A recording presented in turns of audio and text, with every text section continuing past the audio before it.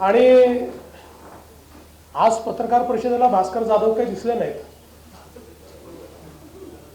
मागच्या वेळी भास्करांची सही होती, आज ती सही पण पत्रावर दिसत नाही.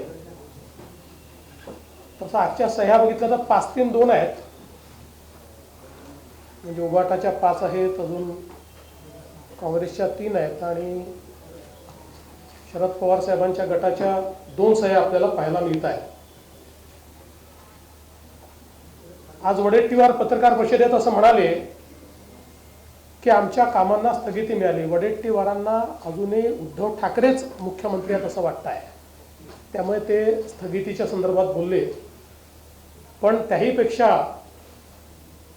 आज जितेंद्र आव्हाडांनी बोफोर्सची आठवण काढली. म्हणजे बोफोर्सचा घोटाळा झाला होता हे जितेंद्र आव्हाडांना मान्य असल्यामुळे त्यांनी आज बोफोर्स सारखे घोटाळे चालले आहेत अशा प्रकारे घरचा अहेर हा त्या ठिकाणी दिलेला आहे.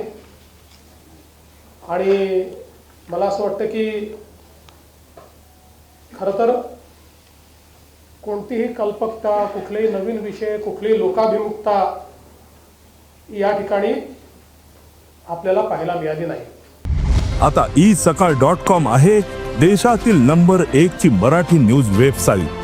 प्रत्येक अपडेटसाठी isakal.com ला नक्की भेट द्या.